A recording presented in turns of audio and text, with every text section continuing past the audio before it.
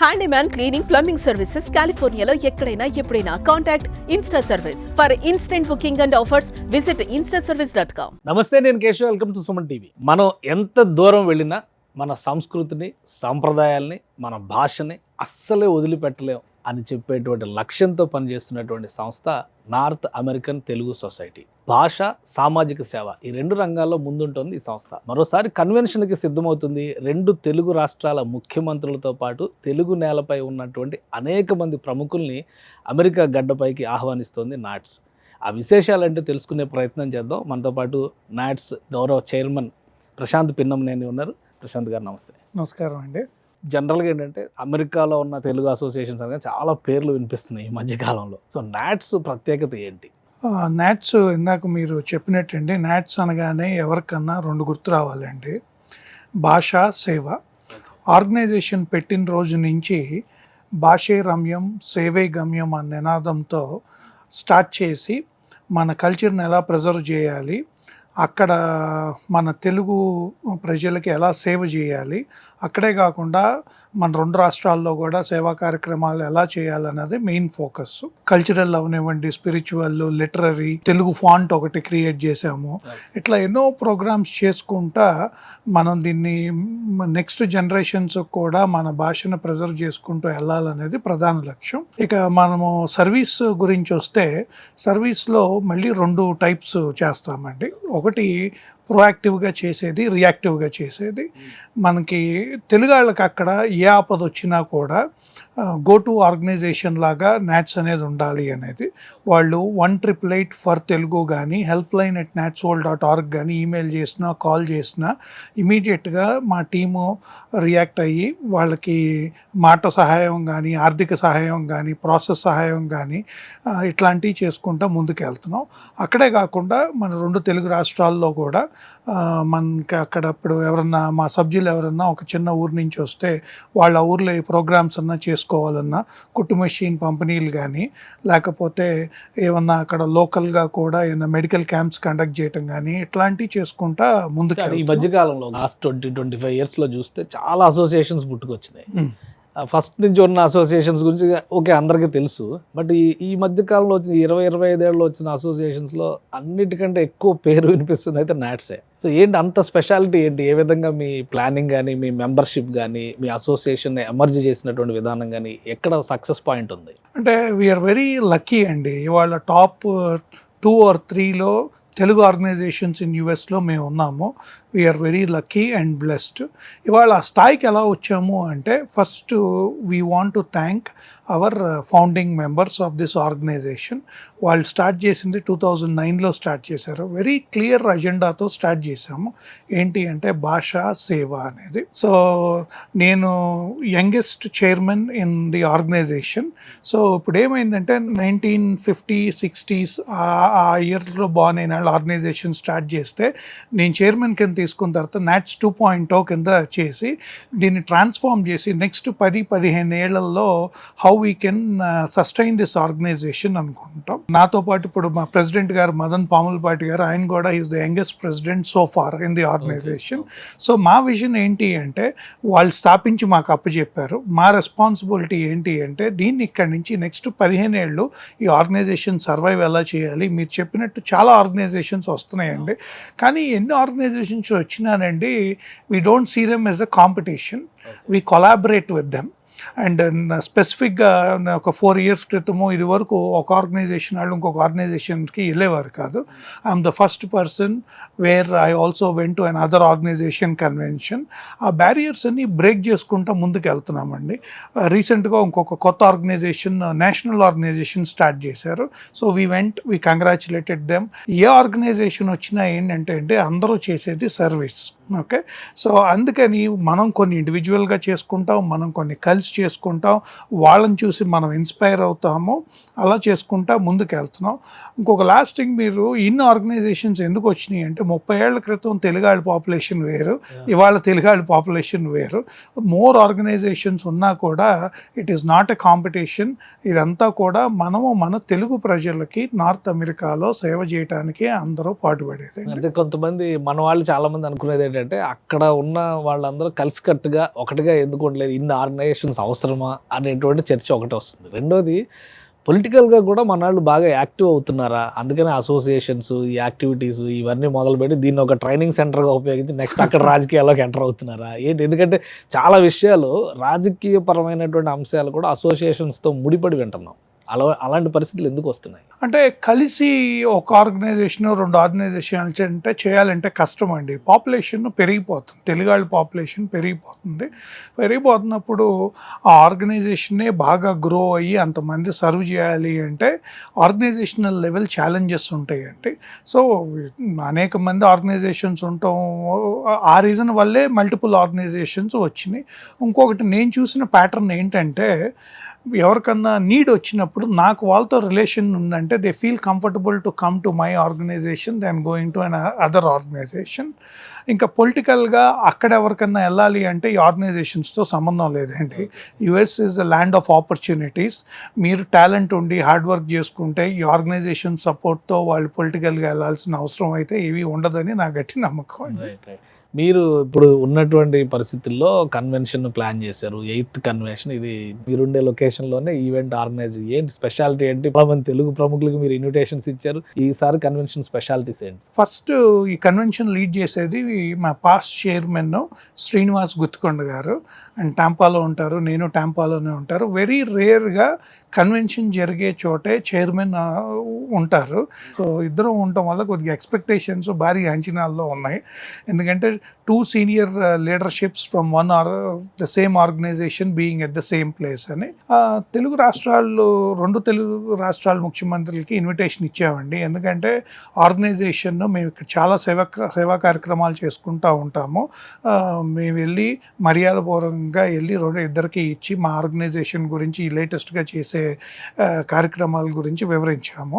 డిఫరెంట్గా ఏముంటుంది ఈసారి అంటే 3-4 years నుంచి 80+ years వచ్చే వాళ్ళ వరకు ఎవ్రీ ఏజ్ కేటగిరీకి ఆ కైండ్ ఆఫ్ ప్రోగ్రామ్స్ ప్లాన్ చేస్తున్నాము. అదే కాకుండా 2 తెలుగు రాష్ట్రాల ప్రజలకి జిల్లాల వారీగా, అంటే ఫర్ ఎగ్జాంపుల్ ఒక్కొక్క జిల్లా నుంచి ఒక ఫుడ్ ఐటమ్ తీసుకొచ్చి పెట్టడము, అట్లాంటివి బాగా డిఫరెంట్గా ప్లాన్ చేస్తున్నాం. అంటే కల్చర్, ట్రెడిషన్ మొత్తం అంతా అక్కడే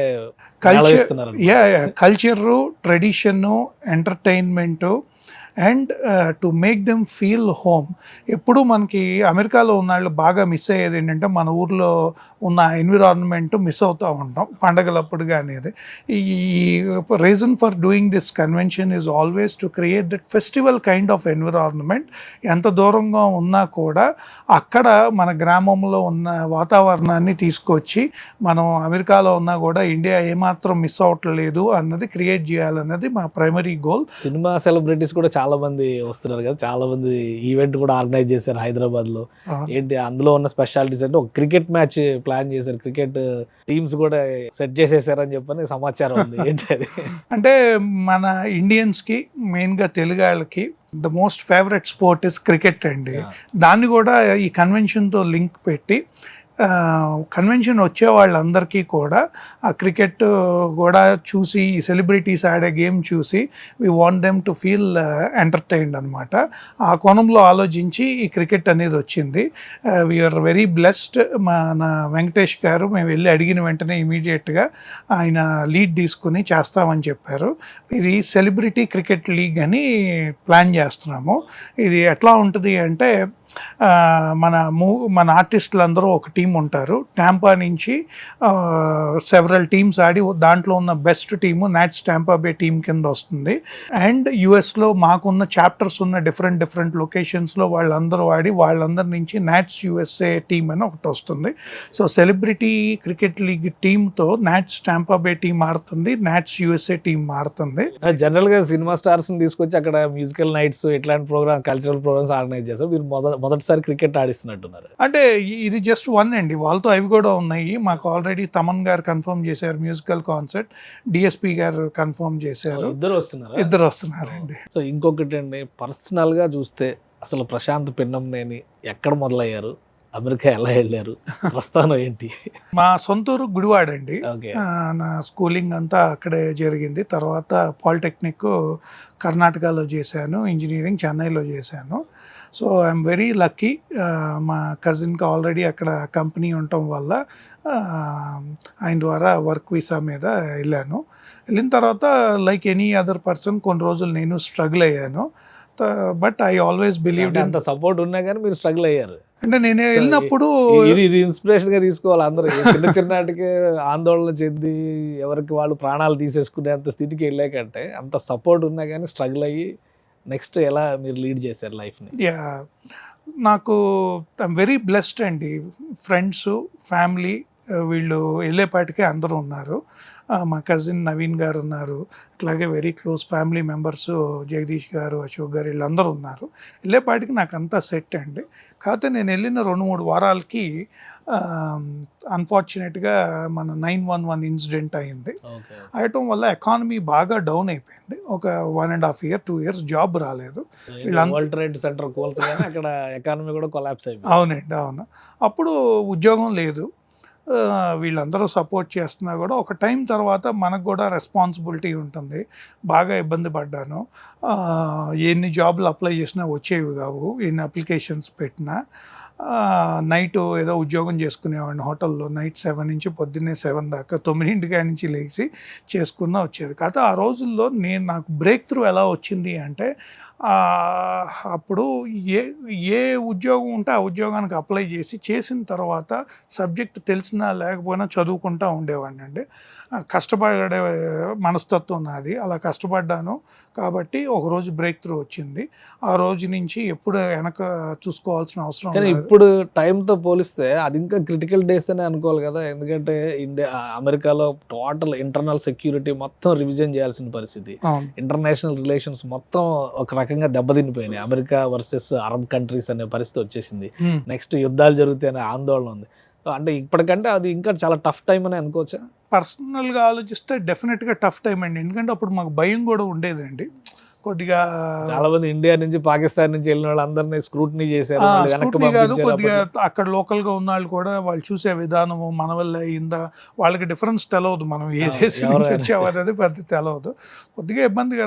అలా చూసుకుంటే ఇవాళ ఉన్నది చాలా తక్కువ అండి. ఎందుకంటే ఇవాళ ఎవరు వెళ్ళినా కూడా మన పాపులేషన్ ఎక్కువైపోయి ప్రతి ఒక్కరికి ఏదో సపోర్ట్ సిస్టమ్ ఉంది, ఆర్గనైజేషన్స్ ఉన్నాయి, అన్నీ ఉన్నాయి. ఇవాళ అప్పటికన్నా ఇప్పటికీ సోషల్ మీడియా ఉంది, లాట్ ఆఫ్ కాంటెంట్ ఉంది. దీనికి అప్పటి మీద చూస్తే ఇప్పుడు ఉన్నది చాలా లో స్కేల్లో ఉంది. దీనికి మనం కంగారు పడిపోయి అందరికీ కూడా నేను చెప్పేది ఏంటంటే ఎటువంటి డెసిషన్స్ తీసుకోవద్దు. ఓకే. సో ఒక ఎంప్లాయీ నుంచి ఎంప్లాయర్గా ఎలా మారారు? ట్రాన్స్ఫర్మేషన్ ఏం జరిగింది?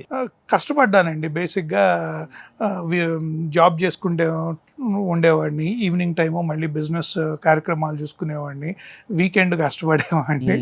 సో అంటే అమెరికాలో ఎవరు వెళ్ళినా ఎంటర్ప్రెన్యూర్ మెంటాలిటీ అనేది వచ్చేస్తుంది ఆటోమేటిక్గా అక్కడ ఉండే అవకాశాలను బట్టి.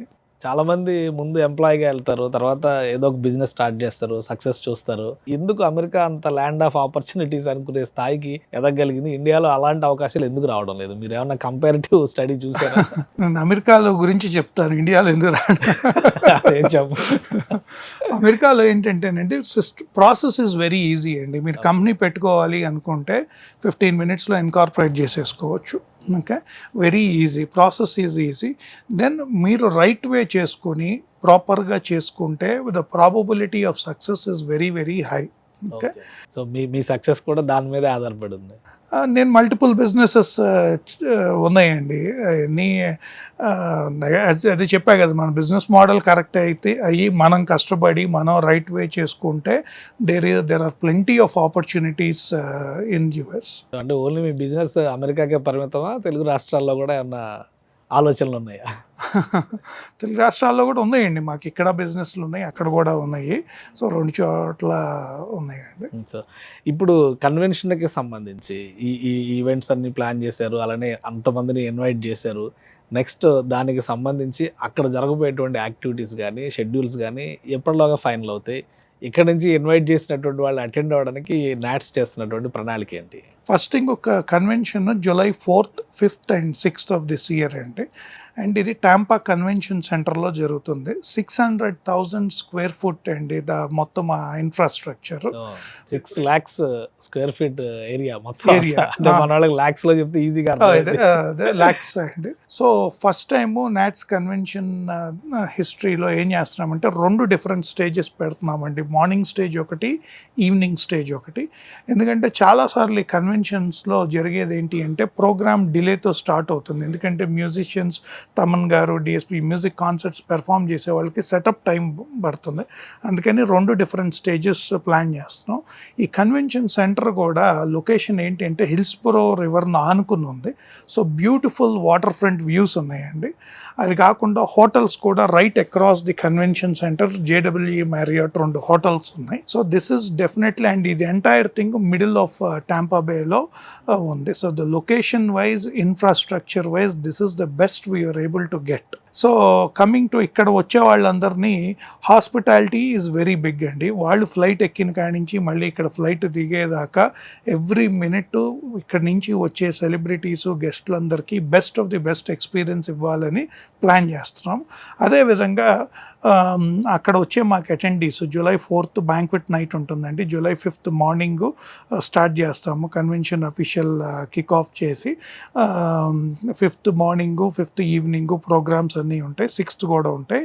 అండ్ టీటీడీ వాళ్ళకు కూడా మేము రిక్వెస్ట్ పెట్టామండి, ఏమన్నా అక్కడ ఇక్కడి నుంచి ప్రీస్టులు వచ్చి టీటీడీ కళ్యాణం చేయించాలి అక్కడ అనేది.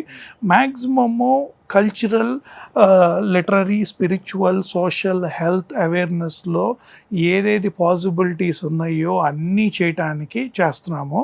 నాట్ ఓన్లీ ఏజ్ పరంగా కాకుండా వాళ్ళ బ్యాక్గ్రౌండ్ బట్టి ఇద్దరు ఉమెన్కి కానీ లేకపోతే డాక్టర్స్కి కానీ ఐటీ వాళ్ళకి కానీ అందరికీ ఏదో ఒక వాల్యూ యాడ్ ఇవ్వాలి ఈ కన్వెన్షన్ నుంచి బయటికి వెళ్ళే లోపల అనేది ట్రై చేస్తున్నామండి. సో మీద బిగ్గెస్ట్ కన్వెన్షన్ అవుతుందా ఈ ఇయర్లో? ఇంకా వేరే కన్వెన్షన్స్ కూడా ఉన్నాయా? అంటే బిగ్గెస్ట్ వేరే ఆర్గనైజేషన్స్ కూడా చేస్తున్నాయండి. వేరే ఒక అంటే మీరు ఇద్దరు అలానే సెలబ్రిటీస్ విషయంలో కూడా డిఎస్పి తమన్ వీళ్ళందరూ వస్తున్నారు కదా, సో ఒక మంచి బొనంజా ఉంటుంది మీ ఈవెంట్లో అనిపిస్తుంది. అంటే వేరే ఆర్గనైజేషన్స్, ఇప్పుడు తానా ఆర్గనైజేషన్ ఉందండి, వాళ్ళు కూడా July 3rd, 4th and 5th చేస్తున్నారు. ఇందాక మేము చెప్పినట్టు our mind set is collaboration, not competition. మేము వాళ్ళతో కూడా వర్క్ చేస్తున్నాము. కలిసి మేము ఎవరినన్నా కొంతమందిని తీసుకొచ్చి 2 రోజులు అక్కడ, 2 రోజులు ఇక్కడ అనేది. ద గోల్ ఏంటంటే tomorrow someone else can do a bigger event. మేము చేసే దాంట్లో we want to give the best experience for the attendees, మన తెలుగు వాళ్ళకి. అండ్ ఇక్కడి నుంచి వచ్చే ఎవ్రీ గెస్ట్ కూడా the best of the best ఇవ్వటమే మా ప్రధాన లక్ష్యం. ప్రశాంత్ గారు, నాట్స్ ఆర్గనైజేషన్ రన్ చేసేటువంటి విషయంలో ప్లానింగ్ కానీ మీ ప్రోగ్రామ్స్ యాక్షన్ ప్లాన్ కానీ ఏ విధంగా ఉంటుంది? ఐఎమ్ బ్లెస్డ్ అండి. నాట్స్ మెంబర్స్ అందరూ నన్ను నమ్మి నన్ను చైర్మన్ కింద అపాయింట్ చేశారు. చేసినప్పుడు నా ఆలోచన విధానం ఎలా ఉంది అంటే, first main goal transformation is important. NATS 2.0 అనే నినాదంతో స్టార్ట్ చేసి మెయిన్ గోల్ ఏంటి అంటే how can we make this organization survive even after 15 years. మేము 1970s, 80s వాళ్ళందరూ ఇప్పుడు ఉన్నారు. 90sలో పుట్టిన వాళ్ళు ఈ ఆర్గనైజేషన్ ముందుకు ఎలా తీసుకెళ్ళాలి, 2000లో పుట్టిన వాళ్ళు ఈ ఆర్గనైజేషన్ 15 years తర్వాత మనం వాళ్ళకి ఈ ఆర్గనైజేషన్ని ఏ ప్లాట్ఫామ్ కింద తయారు చేసి ఇస్తే వాళ్ళు ది వాల్యూస్ని ఎలా ముందుకు తీసుకెళ్లాలన్న మీదే లాట్ ఆఫ్ థాట్ ప్రాసెస్ పెట్టామండి. సో ఆ జర్నీలో ఫస్ట్ ఏంటంటే మనం చేసే ప్రోగ్రామ్స్ ఎక్కువ ముందు వాళ్ళ క్యాటర్ చేయటం మొదలెట్టాము. ఫర్ ఎగ్జాంపుల్ కాలేజ్ అడ్మిషన్స్ కానీ, అక్కడ చదువుకున్న పిల్లలు కాలేజ్ అడ్మిషన్స్కి అప్లై చేయాలంటే అది కానీ, రోబోటిక్స్ ప్రోగ్రామ్స్ కానీ, చెస్ ప్రోగ్రామ్స్ కానీ, చిన్నపిల్లలకి ఇంకా మ్యాథ్, ఎస్ఏ కాంపిటీషన్స్ కానీ, ఇవన్నిటితో ఒక సైడు అట్లా స్టార్ట్ చేసాం. ఇది కాకుండా ఉమెన్ మీద ఎక్కువ ఫోకస్ చేసామండి. హౌ కెన్ వీ మేక్ మన Telugu ఉమెన్ని, how can we make them into entrepreneurs, and how can we bring lot of awareness. చాలా మందికి ఫైనాన్షియల్ లిటరసీ ఉండకపోవచ్చండి. హస్బెండ్ అంతా చూసుకుంటారు కదా, మనకేముంది అన్నట్టు ఉంటారు. So we started thinking in that direction. What is important for them. Worst case ఏదన్నా హస్బెండ్కి అయినప్పుడు వాళ్ళకి అన్ని ఇబ్బంది లేకుండా చేయటం. చాలామంది ఓవర్లుక్ చేసేదండి ట్రస్ట్ అండ్ విల్ ఒకటి ఓవర్లుక్ చేస్తారు. సో ఆ ప్రోగ్రామ్స్ ఎంకరేజ్ చేస్తా, విల్ ఇమీడియట్గా సైన్ చేయించటము, ఒక ఎస్టేట్ ప్లానింగు, ట్రస్ట్ ప్లానింగు ఎట్లా చేయాలి, అవేర్నెస్ ప్రోగ్రామ్స్ స్టార్ట్ చేసామండి. ఇది కాకుండా రెగ్యులర్గా మేము చాలా ప్రోగ్రామ్స్ ఏం చేస్తుంటే పిల్లలకి చిన్నప్పటి నుంచే మనం సర్వీస్ ఇన్కార్పొరేట్ చేసి ఆ సర్వీస్ చేసే దానికి కూడా ఎక్కువ మంది అవర్స్ పెడితే ప్రెసిడెన్షియల్ అవార్డ్స్ ప్రోగ్రాము మొన్న నేను తీసుకున్న తర్వాత రఘు రొయ్యూరి గారు ఆయన అప్రూవ్ చేశారండి. ఇట్లా చేసుకుంటూ వెళ్తుంటే వాళ్ళ పిల్లలకు కూడా ఏంటంటే చిన్నప్పటి నుంచి సేవ అనేది మైండ్లో ఇన్స్టిల్ అవుతుంది. అదే కాకుండా వాళ్ళకు కూడా కాలేజ్ అడ్మిషన్స్ అప్పుడు వీళ్ళు అకాడమిక్గానే కాదు కమ్యూనిటీ గురించి ఆలోచిస్తున్నారు అనేది అట్లా చేసాము. ఇది కాకుండా మేము ఇంకా కొత్తగా వచ్చిన స్టూడెంట్స్కి రెగ్యులర్గా ఇమిగ్రేషన్ పాలసీస్ చేంజ్ అవుతూ ఉన్నాయి. ఇమిగ్రేషన్ అప్డేట్స్ ఇప్పించడం కానీ, ట్యాక్స్ ప్లానింగ్ చేపించడం కానీ, లేకపోతే చాలామందికి టెక్నికల్గా స్ట్రాంగ్గా ఉంటారండి, కమ్యూనికేషన్ సెల్ఫ్ కాన్ఫిడెన్స్ ఉండదు. ఇక్కడి నుంచి కొంతమంది ఎక్స్పర్ట్స్ని తీసుకొచ్చి ఆ ప్రోగ్రామ్స్ కానీ స్టార్ట్ చేయడం కానీ చేశాము. ఇట్లా డిఫరెంట్గా చేసుకుంటూ వచ్చి ఇంకొకటి మెడికల్ స్క్రీనింగ్ అండి, అవేర్నెస్ రెగ్యులర్గా మెడికల్ క్యాంప్ క్రియేట్ చేయటం, బ్రెస్ట్ క్యాన్సర్ అవేర్నెస్ కానీ, లేకపోతే క్యాన్సర్ అవేర్నెస్ ప్రోగ్రామ్స్ కానీ, ఇంకా ఎవరైనా బోన్ మ్యారో మ్యాచెస్ అవి కూడా చాలా డ్రైవ్స్ చేశామండి. అట్లాంటిది ఎవరికన్నా వస్తే అమెరికన్స్ మనకు మ్యాచ్ అవుదండి. మన వాళ్ళందరి దగ్గర ఇట్లాంటి కన్వెన్షన్స్ అప్పుడు బోన్ మ్యారో డ్రైవ్స్ పెట్టించి తీసుకుని మన నేషనల్ రిజిస్ట్రీ డేటాబేస్లో పెడితే ఎప్పుడన్నా ఎవరికన్నా మ్యాచ్ కావాలి అనుకుంటే లుకప్ చేయడానికి. ఇట్లా 15 years తర్వాత కూడా ఈ ఆర్గనైజేషన్ నెక్స్ట్ జనరేషన్ వాళ్ళ చేతుల్లో పెట్టి ఈ ఆర్గనైజేషన్ ఇలాగే కంటిన్యూ అవి మన తెలుగు కల్చర్ని, మన ఫెస్టివల్స్ని, మన లాంగ్వేజ్ని, మన కళల్ని ప్రిజర్వ్ చేసుకుంటూ వెళ్ళి తరతరాలు ఈ తెలుగు అనేది యుఎస్లో ఎవరో మర్చిపోకుండా చేయటమే మా ప్రధాన లక్ష్యం అండి. జనరల్గా చైర్మన్ పొజిషన్ తీసుకోగానే నా మార్క్ ఉండాలి అనుకుంటారు కదా, అలాంటి మార్క్ ఇందులో భాగమేనా? ఇంకేమన్నా స్పెషల్గా మీరు మీ ఎజెండా కింద ఏమన్నా తీసుకుంటారా? నా మార్క్ కన్నా మా టీమ్ మార్క్ అనేది నేను ఆలోచిస్తానండి. As of now I'm very happy. ఎందుకంటే ఈ మధ్యన మేము చాప్టర్స్ ఎక్స్పాన్షన్ అనేది చేయలేదండి. మా పాస్ట్ చైర్మన్స్ చేసినప్పుడు కోవిడ్ కానీ వేరే కారణాల వల్ల కుదరలేదు. సో ఆల్రెడీ మేము 7-8 చాప్టర్స్ లాంచ్ చేశాము. ఎవరు ఊహించినట్టు అందరూ చాప్టర్స్ లాంచ్ అనగానే బిగ్గర్ సిటీస్లో ఆలోచిస్తారు. మేము డిఫరెంట్గా మారుమూల చిన్న ఊర్లో అమెరికాలో ఇక్కడ కూడా చాప్టర్ స్టార్ట్ చేస్తారా అన్న ఊర్లో అక్కడ తెలుగు పాపులేషన్కి కూడా చేసాం. ఇంకొకటి సోఫార్ మా బోర్డు తరపున కానీ మా ఈసీ తరపున కానీ మాకున్న టీంతో ఐఎమ్ వెరీ హ్యాపీ. ఎందుకంటే కొత్త చాప్టర్లో కూడా మనం పుష్ చేయకుండా వాళ్ళే ఎంతూసియాస్టిక్గా ప్రోగ్రామ్స్ చేస్తున్నారు. మేము చైర్మన్ కింద అయిన తర్వాత బోర్డు సెలక్షన్ కమిటీలో first time more than 60% of కొత్త పీపుల్ వచ్చారు. సో ఓవరాల్ మా జర్నీలో చూసుకుంటే ఐఎమ్ వెరీ బ్లెస్డ్. మా బోర్డ్ మెంబర్స్కి, మా ఈసీకి, మా చాప్టర్ కోఆర్డినేటర్స్కి, నాట్స్ మెంబర్స్ అందరూ కూడా I'm getting excellent support from them. మేము అనుకున్న ప్లాన్ ప్రకారం జరుగుతున్నాయి. NATS organization is growing at a very good level. We're very happy అండి. థ్యాంక్ యూ ప్రశాంత్ గారు, మీ అభిప్రాయాలను తెలియజేసినందుకు. ఇది నాట్స్ ఒక బిగ్గెస్ట్ ఈవెంట్ ప్లాన్ చేసింది. ఒక కన్వెన్షన్లో భాగంగా తెలుగు సంస్కృతి, తెలుగు భాష, తెలుగు జీవన వైవిధ్యానికి సంబంధించినటువంటి షోకేస్ అమెరికాలో ఆవిష్కరించబోతుంది. క్రికెట్ దగ్గర నుంచి అన్ని రకాల కార్యక్రమాలని ఒక కార్యాచరణగా తీసుకున్నటువంటి పరిస్థితి. అలానే వీటితో పాటు సేవా కార్యక్రమాల్లో నాట్స్ అమెరికాలోనే టాప్ 3 తెలుగు ఆర్గనైజేషన్స్లో ఒకటిగా నిలుస్తుంది. రాబోయే రోజుల్లో అదే స్థాయిలో సేవల్ని అందిస్తామని ప్రశాంత్ గారు చెప్తున్నారు. ఇది special discussion. Keep watching. Thank you అండి. Thank you.